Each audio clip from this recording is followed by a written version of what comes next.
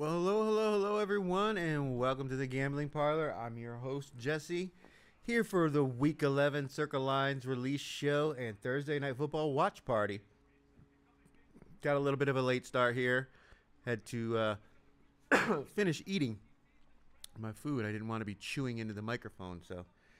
But we've got the Jets. They haven't scored yet, but they're moving the ball. They just try to throw the ball to Justin Fields. I mean, what do we got going on here? But it's third down. They've been converting third downs all the way through here, so let's see what we can get. We do got a little bit of action on tonight's game. Nothing on the sides, nothing in the Circa contest, but we do have Demario Douglas, anytime touchdown scorer, and Adonai Mitchell over 30 yards. So we'll be keeping our eyes on that throughout this game. How's everybody doing out there? I hope you're taking care of yourselves. Hope you had some winners on Sunday. Recap, we went 3-2. This is the beginning of the third quarter, so we're 3-2 in that as well. And then we are 28-22, currently 4 points behind the paying positions with 8 weeks remaining. And we're 4 points off of where I would have liked to have been at this point. So it makes sense that that's where we're at. But we're within striking distance. I mean, out of 5,600 plus entries, we're in 500th place. So we just need to have, like I've said, we need to have some 5-0s or 4-1s, because 3-2 you don't gain any ground, especially after last week where the five favorites ended up going 4-1, and the one loser was one of the ones we had. So. One of the ones I had. The only one in the top 5 I had was the only loser last week. So didn't feel good seeing all those people get points and we missed out. There we go. And there's our first reception by Adonai Mitchell. And a few yards on that one.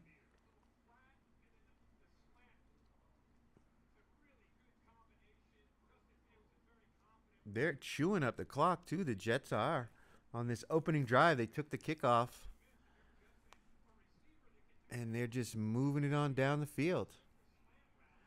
So we've got the Circa lines for this week. Now, the Jets were plus 12.5. I mean, that's a huge number on a Thursday night game. If they score a touchdown on this opening drive, I mean, that's you're sitting real nice if you took the points with the Jets, and you're kicking yourself in the ass if you took the points with the or you laid the points with the Patriots, because it's going to be a big lead here if they score a touchdown.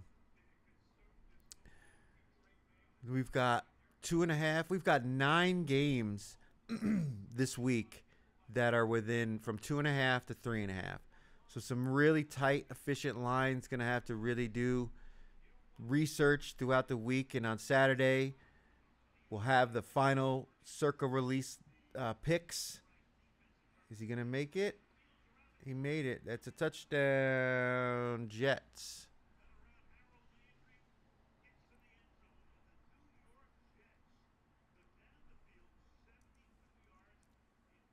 Wow. That's that's significant to some. Anyone with a spread bet on this game.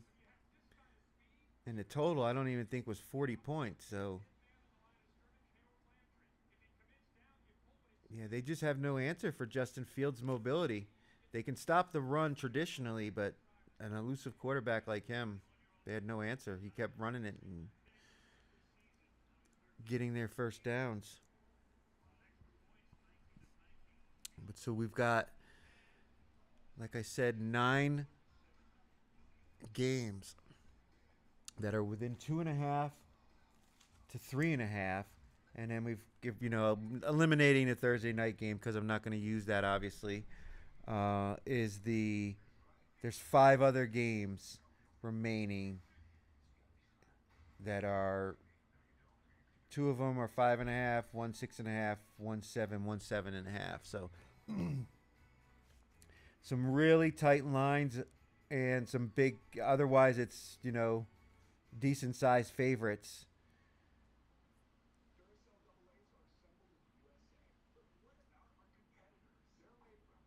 there's 3 games that land straight on 3.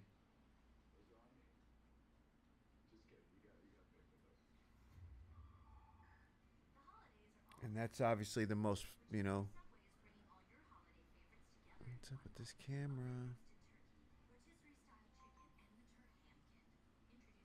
The camera was blurry again. I don't know what's up with that camera. Sometimes it does that.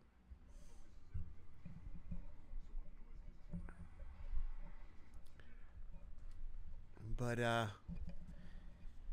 yeah, so we got some interesting lines to choose from. I've got some early thoughts of games I'm probably going to use for this week. And one of the first ones is this international game. I believe it's the last international game of the year.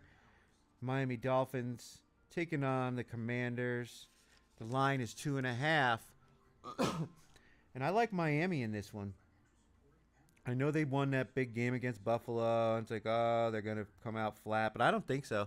I just think they're a better team than Washington. They've got, better players at the skill position level. Their defense looked good against Buffalo. And Washington's offense isn't very, very good. So, I mean, there's no home field advantage. But, yeah, I think Miami's going to ride the wave. And I saw earlier they have a pretty favorable schedule moving forward with getting that win against Buffalo really set them up, because if they win this one, then they've got New Orleans at home, which is probably a win. Then they got to go up to New York to take on the Jets, which they could very well win that game. Then they're at Pittsburgh. Could be a win. And then they go to Cincinnati. They could put themselves in a position, to maybe sneak back into the wild card if they can win at least, 1, 2, 3 of the next 4. And it really has to do with that. Yeah, if they win their next 4, they'll be 7-7. And if they take, or at least they'll have to beat Pittsburgh. And then hopefully be able to beat the Bengals. Who knows if Joe Burrow will be back by then. And they got 2 tough games, the Bucs and the Patriots in New England. New England could potentially have, the number 1 seed wrapped up and rest their players. So that's always a possibility in that final game of the year, especially with where they're sitting right now at 8-2. Obviously, if they win tonight, 9-2,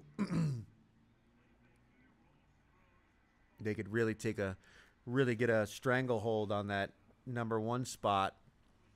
If some of these other teams like Denver and the Colts slip up a little bit. But so yeah, I'm liking Miami. I think they found something to play for. I think they found a little rhythm in their offense. The offensive running game looked good, which opened up the passing game. And again, this Washington defense is not good. They're dealing with significant injuries on both sides of the ball. I mean, it looks like McLaurin is out still. Who else? Let me go back. Yeah, McLaurin's out. Traylon Burks, the guy they just brought in, is now out. Deron Payne is suspended. Frankie Louvu is questionable.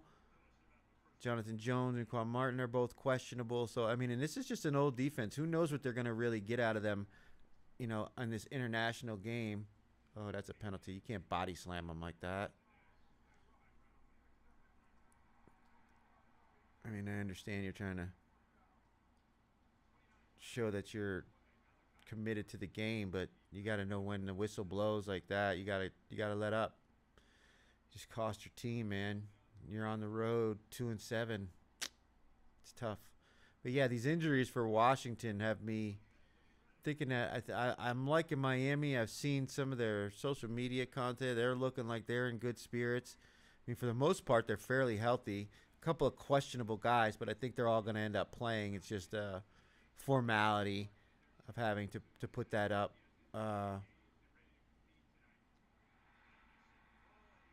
Put that up for the proper NFL stuff. But I mean, yeah, Achan looked good. Waddle, this Malik Washington's playing well. He's starting to show himself. I mean, they've got pieces and the speed, man. It's just the speed. The speed of this team is just going to be overwhelming to this Washington defense. I just don't think they've got it in them to keep up with them. As long as Tua doesn't throw turnover or throw picks, man, you know, they should be able to win this game easily. So I'm willing to lay the 2.5 with Miami, and I'm pretty sure this is going to make the 5. Because again, there's a lot of those, couple of those fishy 2.5s to 3. Like I said, 9 games between 2.5 and 3.5. A lot of those fishing lines this week. But honestly, just pick the team you think's going to win. Just pick the team you think's going to win, because they're probably going to cover the spread. And I think Miami's the better team here. They've shown that they've got something to play for, and they've got some fight in them.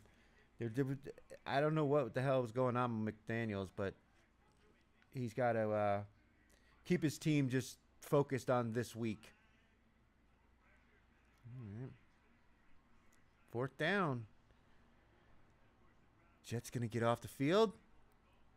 Then you've got the Bucks and the Giants. Obviously, Jackson Dart's out. Brian Daboll fired. Whole lot of turmoil. Bringing in Jameis Winston for the Giants. And they're taking on the Packers. Green Bay's laying the whole touchdown. -7. Now, I thought about it, but because I don't really think that whole, the quarterback, or I mean the head coach bump. Oh, they went for it and they got it. Is that Douglas?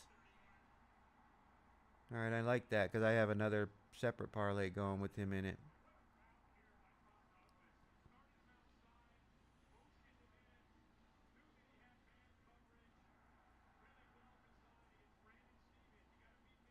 All right.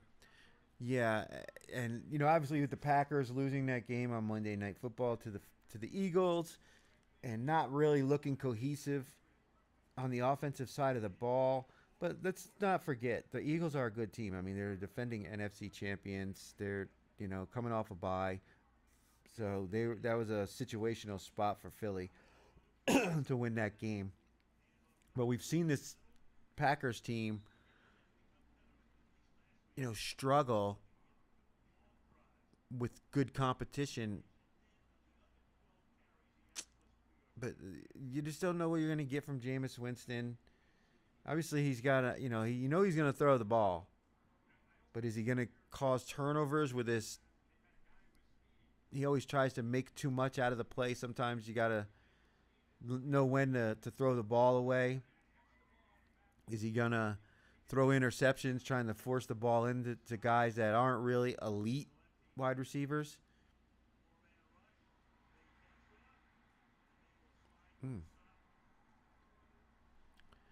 I don't know about this one. I wanted to like the Packers early, but when it went up to the full 7, it at least gave me concern. Because the Giants' defensive front can, they have the potential to be good. I mean, I think Brian Burns leads the league in sacks. Can this secondary for the Giants hold up with this Packers wide receiver group is the real question.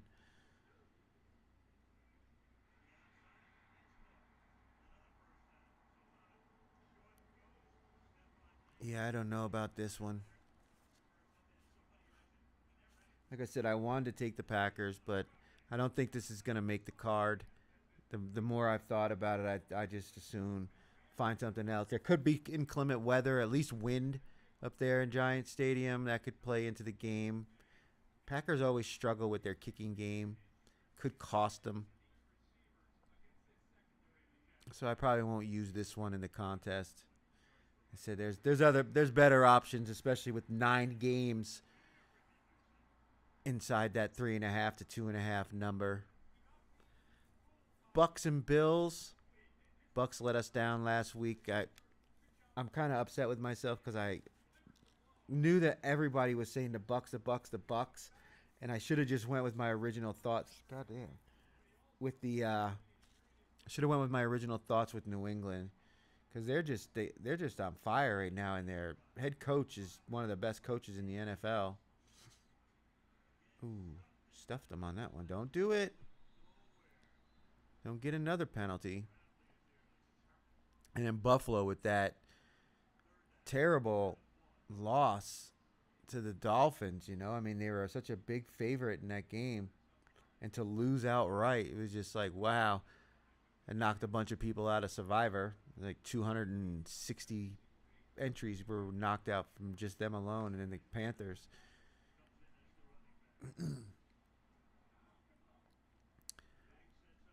So I haven't made a decision on this one yet. I mean, if I was going to go with my strategy, I would say the Bills, simply because I think the Bills are going to win this game. And this number could probably should be more in favor of the Bucks. Like the Bucks should be getting more points in this one, because when Buffalo gets it rolling, man, they were one of the most efficient offenses earlier in the year before they had this bump in the road. But they're going to get it straightened back out offensively. Now you got to watch the injuries this week. Some of their receivers have been banged up, but I think they're practicing, so they might be able to make it to the game. But yeah, I mean, as of right now, I would take the Bills -5.5, but I don't know if this one's going to make the card either, simply because there's other options I can choose from. But I also think these 2.5 to 3.5 games are going to be really popular. So stepping off and picking one of these 5 games with this bigger point spread might be the way to go, simply because they're not going to be nearly as popular as the other games are. And some of the games I've picked, I think, are going to be popular, so I'm going to have to dig deeper into the numbers. But yeah, if I take anyone for the contest, it's going to be Buffalo -5.5. I think this number is not representative of the matchup, simply because of Buffalo losing to Miami last week on the road. It's always a weird game when you're playing a division opponent. Now you're playing a non-conference opponent. They got to come to your place in Buffalo. They don't do that very often. They don't really, and they're going to be playing outside in the elements. It's going to be cold and windy. They're supposed to have some nasty weather, so could certainly have a factor in this game. And it looks like Godwin and Bucky Irving are still out for the Bucs, so they're going to be still down some of their offensive guys. So it might make the card, but I haven't decided yet. Again, join me on Saturday on YouTube when we have the picks release show and the college football watch along. There's a good game this week in the window too. Who is it? Texas. I can't remember now. I know it was Texas, and they're 2 ranked teams playing in the 4:30 window. So at 6 o'clock when we start the stream, the game will be on, and we'll have our parlay. Oh yeah, number 10 Texas against number 5 Georgia. So that's going to be a good game. Oh man, it's on ABC. I might not be able to watch that game simply because they haven't straightened out this YouTube TV thing yet. Yeah, that's like the only good game in that window. We'll have the NFL contest show regardless, but we might not stick around for the watch party. Just if there's no good game on television, there's no sense in unless we do the show remotely. I was at the Pepper Mill for Monday Night Football, but I didn't have my computer or anything with me. I just had my phone.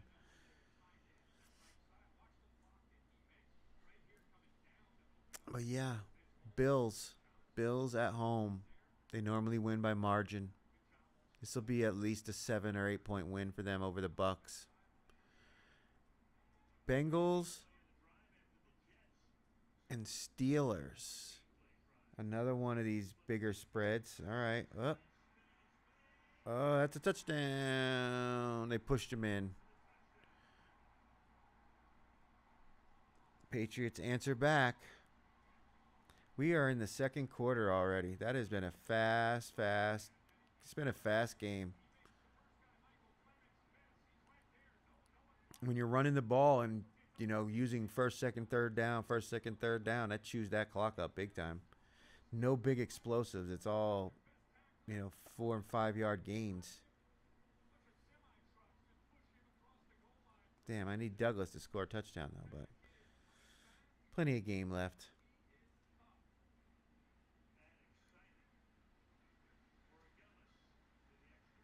And it's good. And we are tied up. Oh.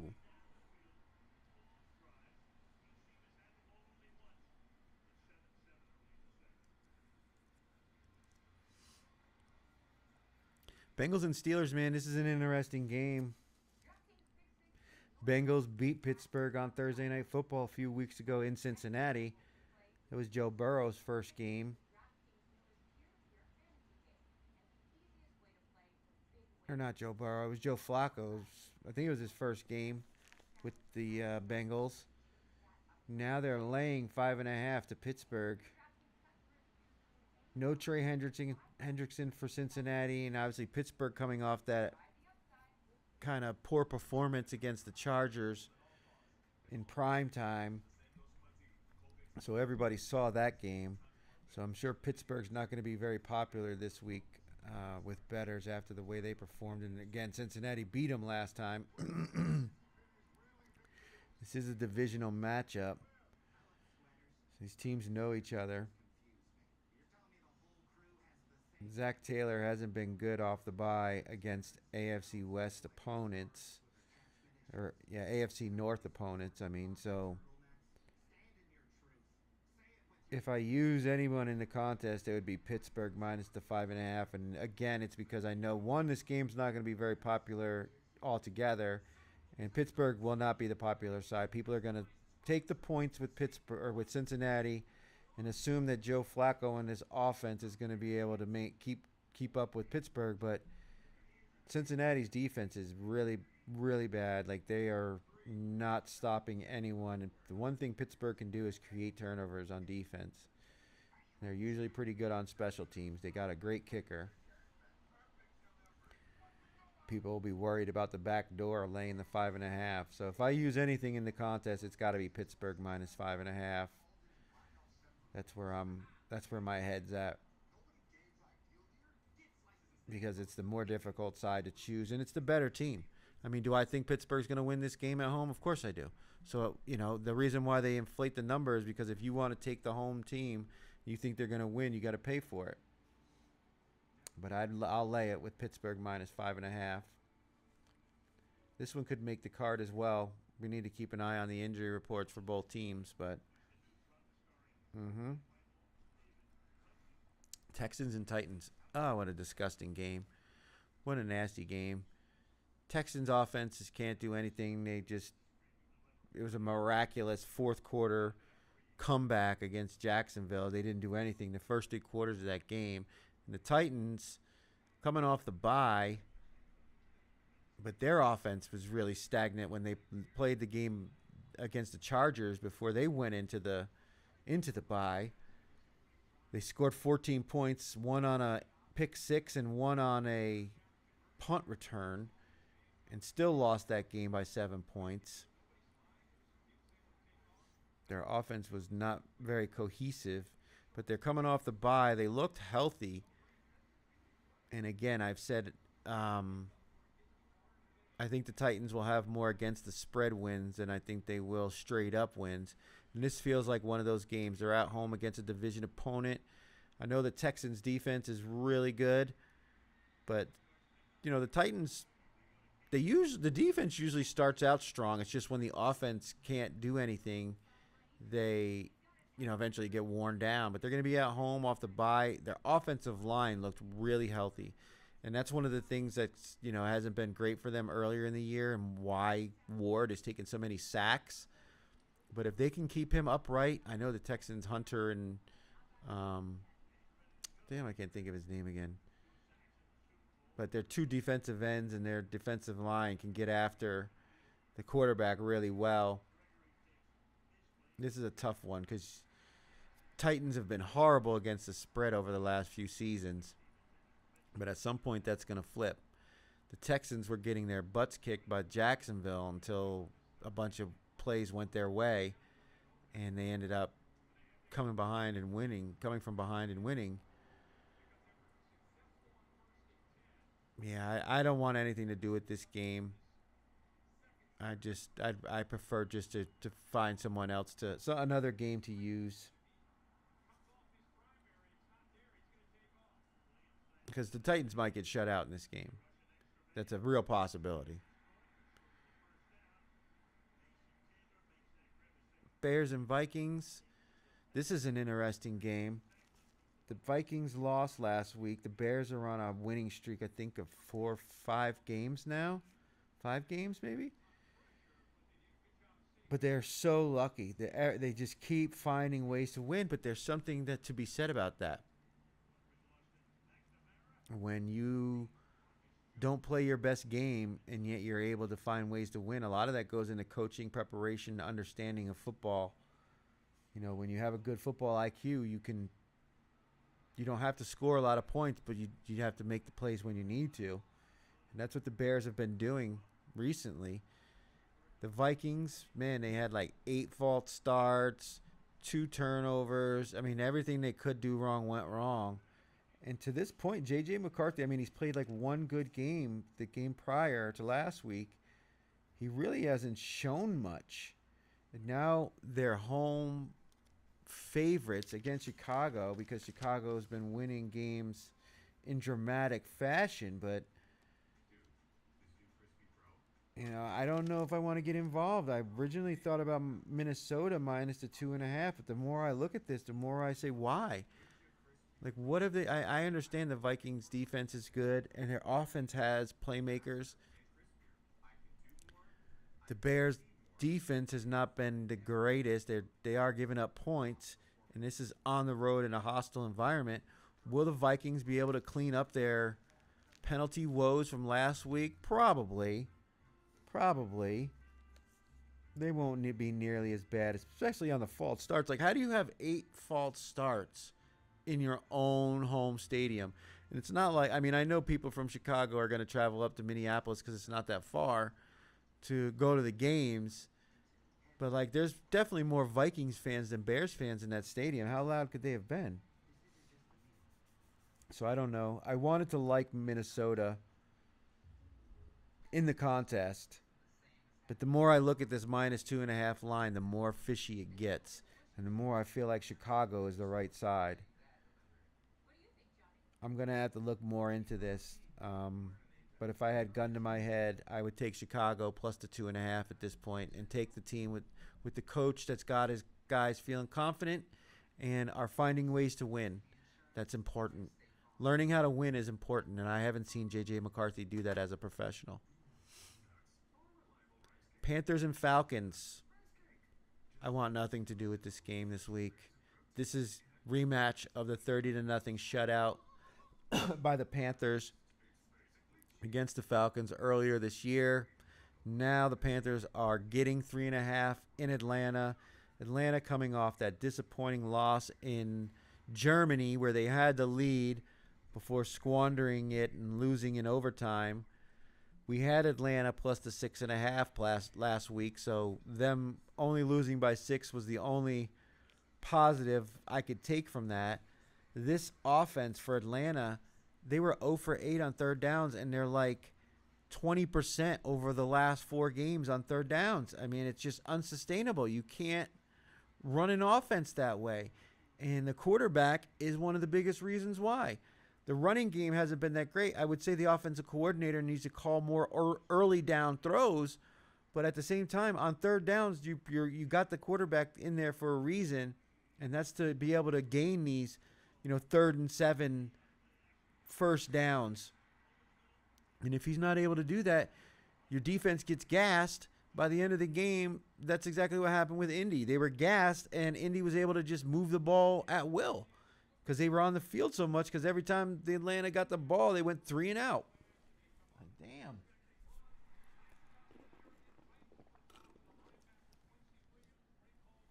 But, yeah.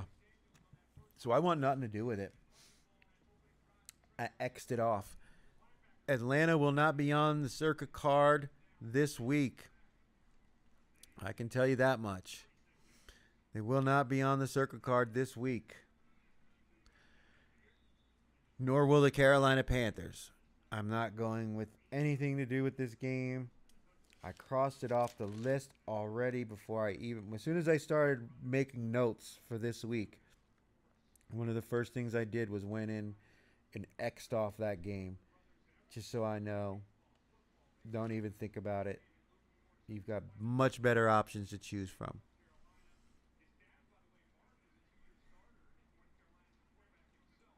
If that says anything and you're wanting to get involved in this game, then I would assume taking the Panthers plus the 3.5 would be. Oh, careful, Drake! Careful, Drake! You got to slide. But I want nothing to do with this game. Nothing at all. Chargers and Jaguars. Now, I originally liked the Chargers, but on Sunday this was -1. It's gone all the way to -3. It's at that key number of 3.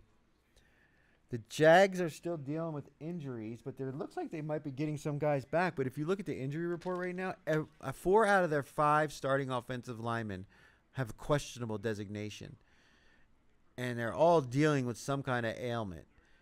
So that really gives me concern. And then Brian Thomas and Parker Washington, Hunter Long, their tight end. Brent Strange is practicing, but will he play? He's still, he's got to come off IR. Greg Newsome. Jordan Lewis, their nickelback. So that's 2 of their secondary. And then their strong side linebacker, Gardeck, he might be out. I mean, there's just so many questionable injuries on this Jags team. I liked the Chargers originally, but the way this, and the number keeps moving, against them. And if you look at the Chargers injury report, I mean, it looks like their whole defense will be good to go. They got one guy that's questionable, but it doesn't really say what. So he should play in this game. It just says questionable, which means he's probably just resting up. He's just sore. And their offensive line, they brought in Penning. Bobby Hart's questionable. Yes, they lost their key guy earlier in the year, but they've been able to fill it in. And Justin Herbert is he's awesome. And I think Jim Harbaugh is a much better strategist as it comes to being a head coach than Liam Cohen. Liam Cohen is a very good offensive play designer, but I don't really think he's a great head coach when it comes to understanding the nuances of football. We saw that last week with that loss. If he calls that game a different way, there's no reason they squander a 19-point lead in the fourth quarter.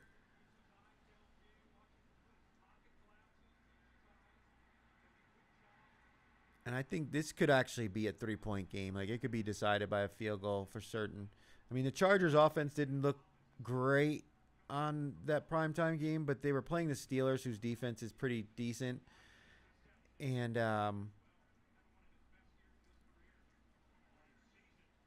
don't think the Jags defense is nearly at the level of Pittsburgh. Oh, nice catch, Mac Hollins. Oh, flag. Did he pass interference on the...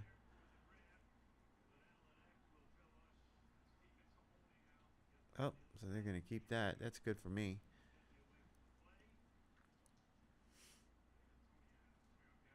So I'm looking at the Chargers right now as a potential play in this. And the fact that it's right on that key number of 3, if it does land on 3, if the Chargers win by 3, then at least we'll get half a point out of it. And this game could very well end in that exact scenario. But Trevor Lawrence, man, he's too erratic. And Justin Herbert's a much better quarterback, I think. At least playing wise right now. I think he's a better quarterback all the way around, but he's definitely playing better at this point. And their offense is really clicking, so why would you knock it? So yeah, the Chargers -3 are in the running for our 5 selections for Week 11 of the Circa Million contest. One of the best games of the slate in the late window is the Seahawks. We got another touchdown. Of course, it was a running touchdown and not a throw. I need Douglas to score a touchdown. It would be nice. But yeah, the Rams and Seahawks. I think everybody's going to be on Seattle this week.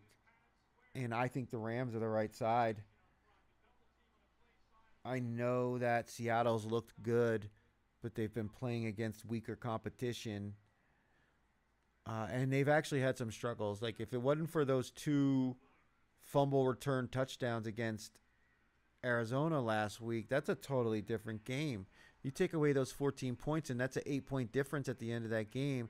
And that game strategy that game strategy completely changed when they got down big early in the game.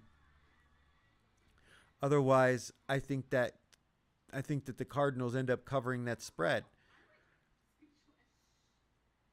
McVay has had Seattle's number over the last few years. He's actually been pretty dominant against them.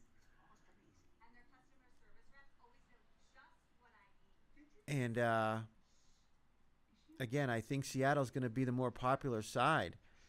I think everybody's been, talking about how great their defense has been. Let me look this up. Yeah, McVay is 31-20-1 against the spread versus the NFC West.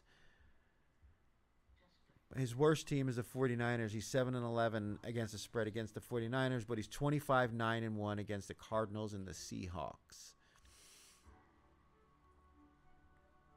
He's dominated the Seahawks. He's 12-5 against the spread versus Seattle as the coach of the Rams, including 11-2 against the spread since 2019, covering the spread by 4.9 points per game.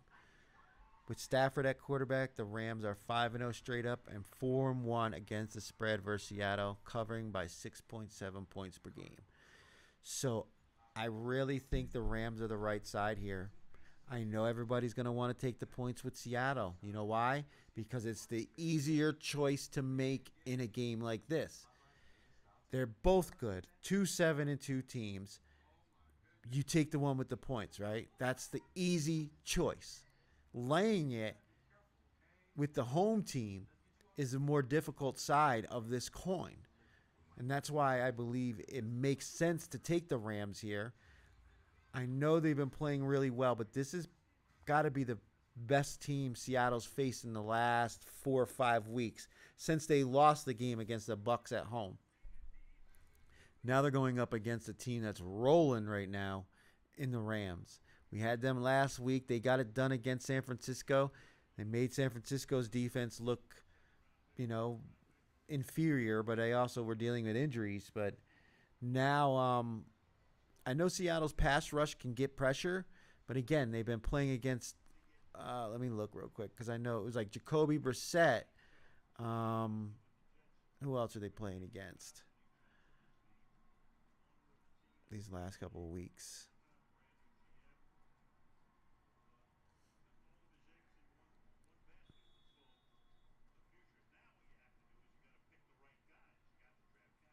Yeah, Jacoby Brissett. They played against who was it? Washington, with like half their team injured. Houston, I believe that the game when C.J. Stroud. No, C.J. Stroud was already out of that game. So they were playing. No, he played in that game, but they won 27-19 against Houston's defense. That was a good game, a good win. But Houston's offense has been stagnant all year, and they beat up on Jacksonville at home, and Jacksonville's offense has been inconsistent all year. So in their last 4 games before they lost to Tampa Bay, a real offense, they've played Jacksonville, Houston, Washington, and Arizona. I mean, these are not the elite teams of the NFL. Now they're about to face one of the better teams in the NFL in the Rams. And being at home, Yeah, I like the Rams here, and this might make the card. It's in my list. I have 6 games that I've earmarked for potential plays. And again, I think a lot of people are going to be on Seattle because it makes sense just to take the points with the better team, right? In a divisional matchup. But have you seen the last couple of games? I mean, uh, Darnold had some turnovers. I think he had some turnovers in that Houston game. He's had some turnovers in the Arizona game, and he had some turnovers in the Washington game. So this guy's getting loose with the ball, and that's going to cost you against this Rams team because they're not turning the ball over. I think Stafford only has 1 interception, and most of these guys don't fumble. They're big, strong receivers, and their running backs, they understand, possession of the ball and ball security. So the thing that Seattle's been feasting on against some of these inferior teams, they might not get that with this Rams team. And if the Rams can create a couple turnovers with Darnold, which he seemed to do the last couple of weeks, I think they can win this game. So, yeah, I'm really liking the Rams here. I'm going to bet this game on my own. I'd like to see if I could get it at -2.5 as people start betting Seattle.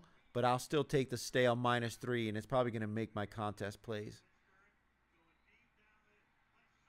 Oh, nice play by Gonzalez. He is pretty good, DB.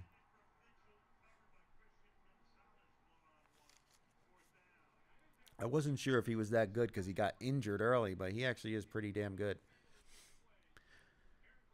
49ers and Cardinals. The Cardinals coming off that ugly display against Seattle. 49ers losing against the Rams. The same Rams team I'm probably taking this week. I like the 49ers in this one. They're getting some guys back on offense. They're getting some guys back on defense that were banged up in the game prior with the Rams, which is one of the real reasons why I went with the Rams. I thought their defense was just too banged up. But some of those guys who sat out last week look like they may be back this week. And we might actually see Pearsall for the first time this year. And the 49ers offense is not bad. They're not bad. They just, they struggled with the Rams offense, and it took them out of their game plan. But I don't think that's going to happen here. I think Jacoby Brissett's regressing back into what he is, which is a backup quarterback. You've got a bunch of cluster injuries for the Cardinals wide receivers. Harrison's out and Zay Jones is out. And it looks like a couple other guys might be out. So and I liked San Francisco on Thursday or on Sunday. The line was only -1. It's now -3. And so that always gives me, a little more confidence that, whoever's betting this game move that line up. Yeah, if you look at this Arizona Cardinals injury report, I mean, they lost Zay Jones. They lost Marvin Harrison. Bam Knight's banged up. 3 of their offensive linemen are questionable. Mac Wilson Sr. is going to be out again this week. Their 2 cornerbacks that were out last week are still both questionable. They've got a defensive end. Walter Nolan's questionable. I mean, there's so many injuries on this team. And people are like thinking, San Francisco, they got beat last week. They lost, but look at their injury report. Their injury report's a lot cleaner, and they're just a lot better team. Better coached, better strategy for how to win this game. The 49ers usually play better against the spread on the road than they do at home under Kyle Shanahan. So, yeah, I'm probably going to lay the 3 with San Francisco.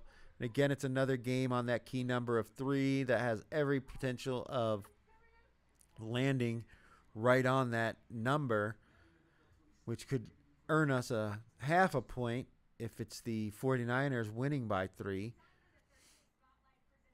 But yeah, as of right now, look, the 49ers are 5-5 against the spread this season through 10 games. They're 4-2 against the spread on the road and 1-3 against the spread at home. So since 2003, San Francisco is 8-15 against the spread at home. On the road, they are 11-12 against the spread.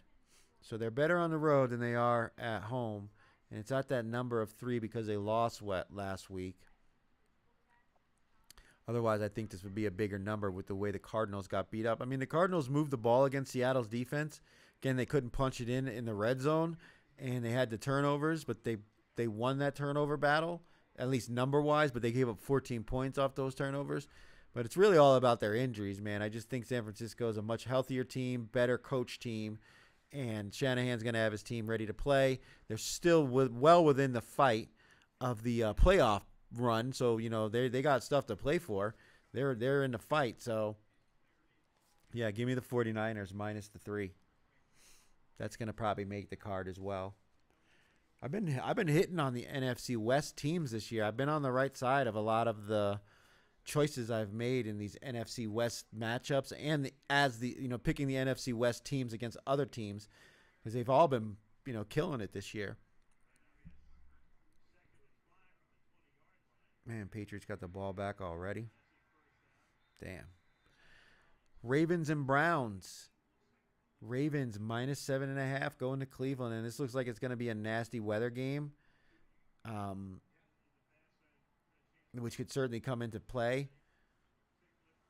But what does it say? Lamar Jackson has started 5 career games in Cleveland, and the Ravens are averaging 30 points per game.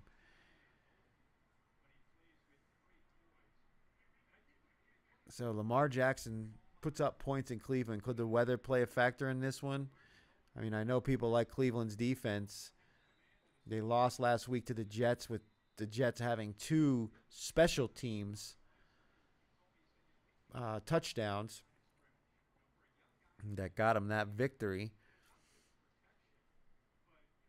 But, it's really hard to prepare for Lamar Jackson. It says that teams, after playing the Jets, which would be the Browns, are 0-8 against the spread this season. So you play the Jets, it doesn't really get you ready for your next opponent, as the competition level is much lower than especially when you're facing a team like the Ravens. I'm sure a lot of people are sour on the Browns after last week's failure to cover that game when they were the favorite against the Jets, minus 2.5, I believe. Meanwhile, the Ravens are trying to get back in the playoff berth. It says Lamar Jackson's career, he is 21-5 straight up versus Cleveland, Jets, and Cincinnati. Those are the next 3 opponents that Baltimore has coming up. 21-5 against those 3 opponents. So this is a big. Is that Diggs?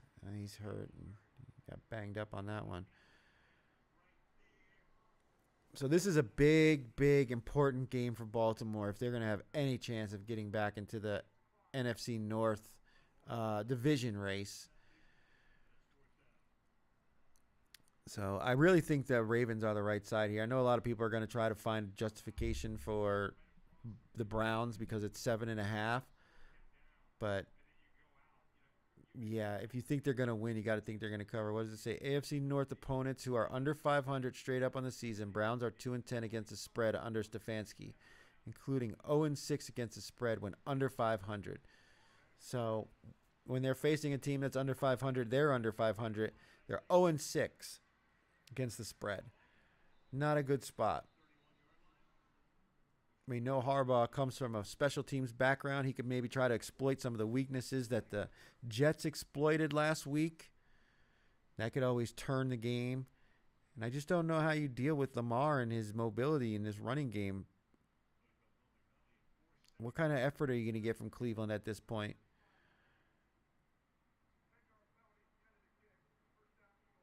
Although it probably won't make my card,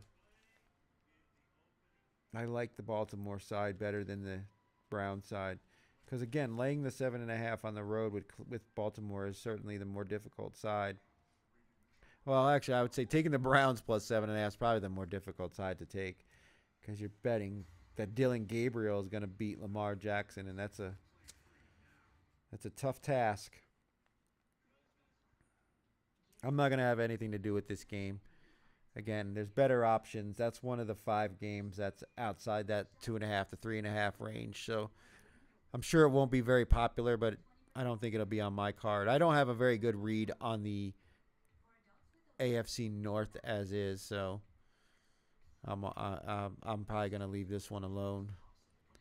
Another huge game in the late window. I mean, this is going to be nice for the quad box with the Seahawks game, the 49ers game, the Browns and Ravens, which is but okay. It's always a good game when it's a divisional matchup. And then another divisional matchup between the Chiefs and the Broncos, and this is a huge matchup. This is huge. Broncos got the win last week against who the hell were they playing?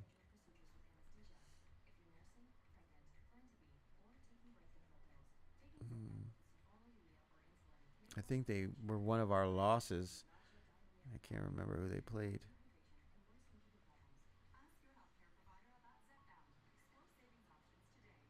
Oh, yeah, they played Vegas on Thursday night. No, that wasn't. I didn't have a Thursday night.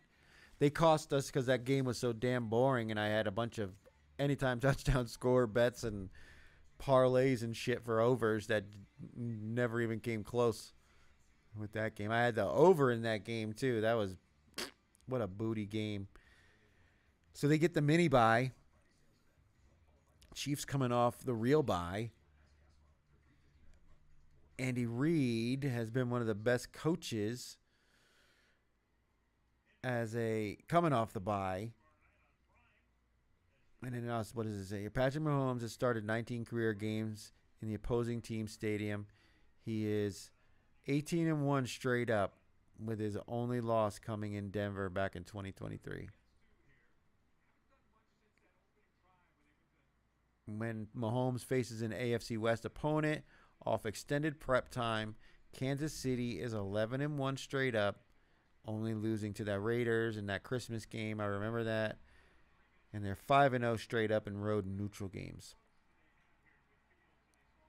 And between 2019 and 2024, Andy Reid and Mahomes went 30-5 straight up on extended prep time. But they're only 1-2 this season in those games, and 1-3 straight up in their last 4 such games, but that includes the Super Bowl because you get extra prep time for that.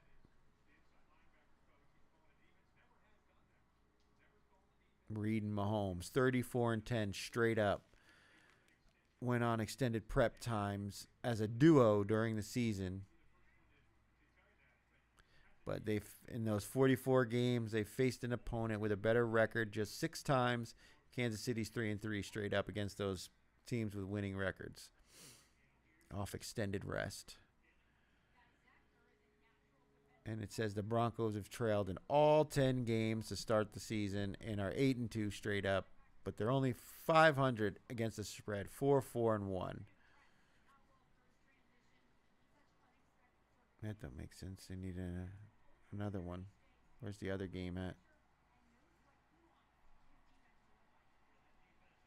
Denver has only scored once in their 10 total games.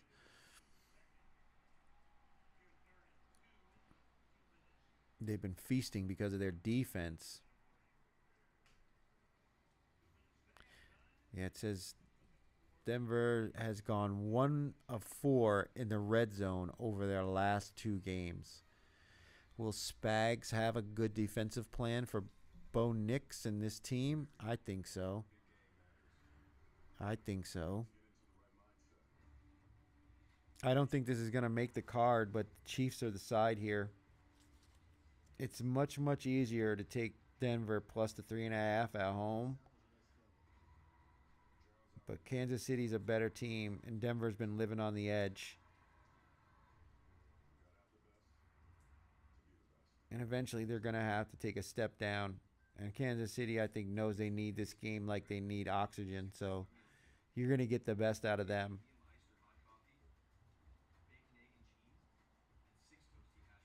They burnt me last time I did this when I used them against Buffalo in the contest, and they lost outright on the road as a favorite on the road.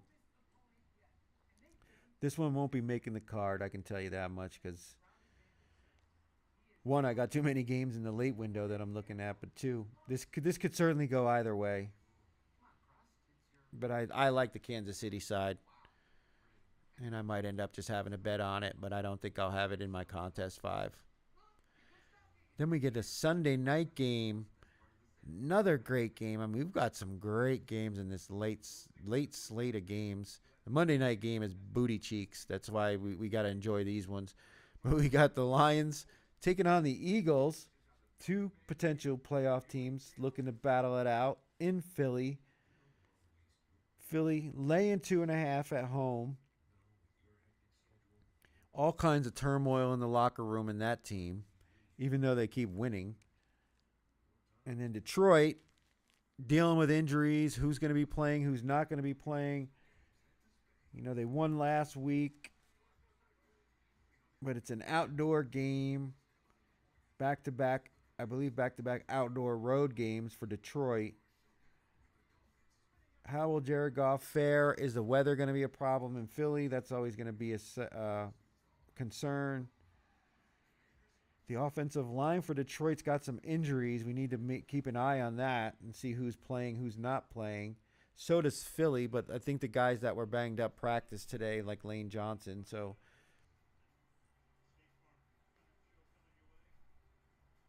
you got to wonder, is all this turmoil in the locker room for Philly going to end up rearing its ugly head against a team like Detroit that is really good? Or can Philly just... Can Philly, rally together as a team and get it done at home? This is a tough one. So I didn't have an opinion on this one before, and I really don't have one on it now because it's just such an equally matched two teams. I mean, I would say take the points with Detroit because I think they can run the ball on this Eagles team, but they did add to their defensive front recently, which makes them a much better team that should against the run. And who's going to be playing for the Lions and how long will they actually last in the game is always a concern when you got guys who are banged up throughout the week trying to play, and if they re-aggravate the injury, the players you thought that would be there are suddenly not there anymore. So I doubt I'll use this one. I doubt it. I'm sure I'll probably have some money line on Detroit, but I won't be using it in our contest, not this week. Great matchup, though, man. It's going to be fun to watch on Sunday Night Football. At least I don't get burned on that one. I get burned on the bad game on Monday Night Football if they don't come to an agreement with this ESPN thing, which it looks like it's just becoming more and more of a holdout between these two as ESPN loses more money every day. They don't want to give up any leverage to YouTube, and YouTube's going to end up getting burned because people are going to go other places or just say, oh, screw it, I don't need it anymore. Because I don't watch much on YouTube television other than sports anyway.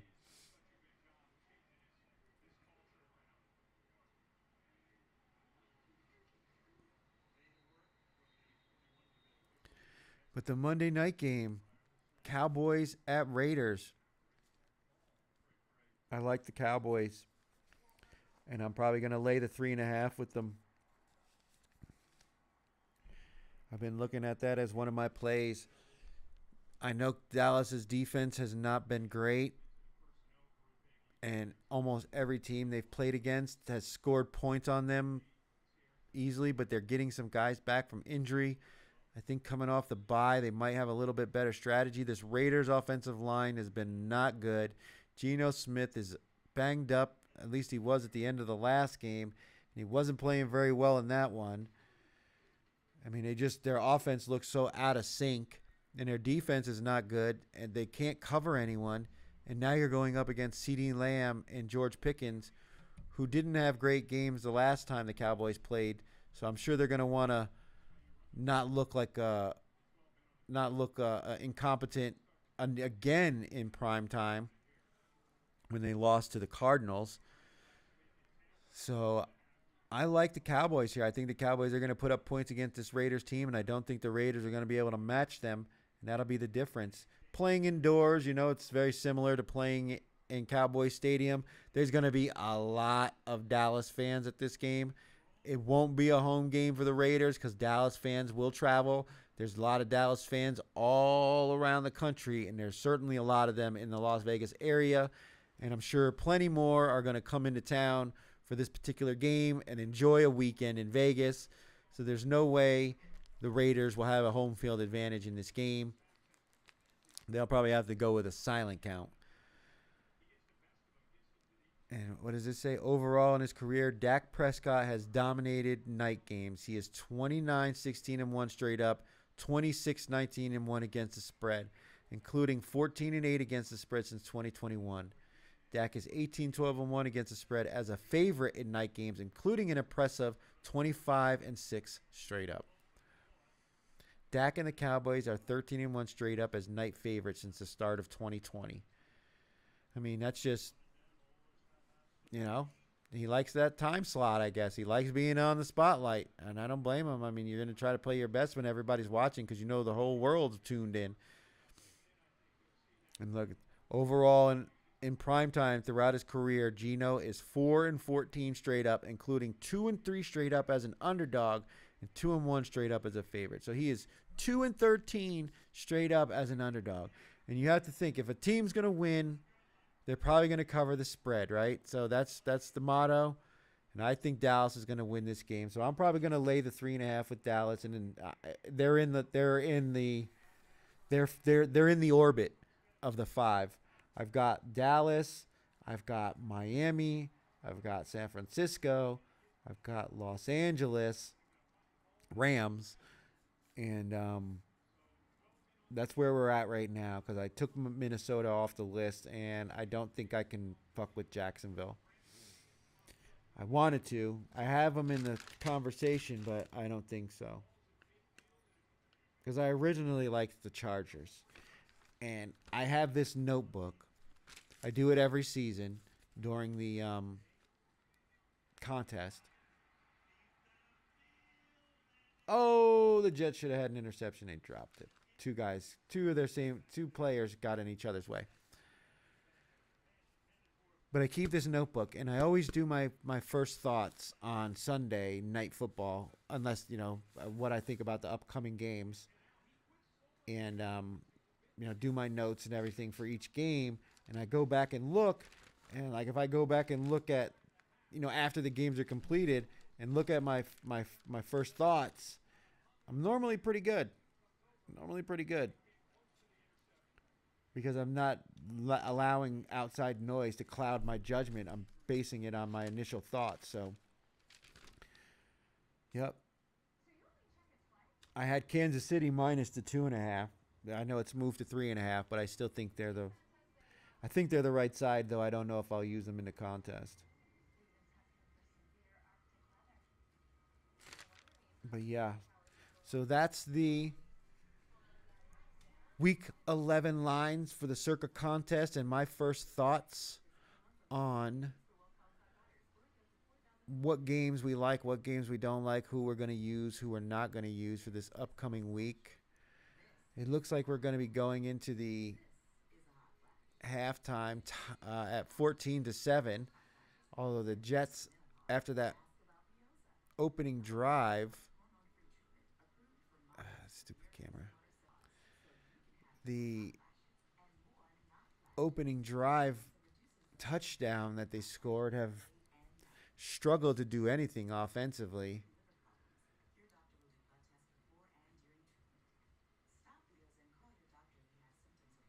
But we're going to take 5 during halftime, and we will be right back.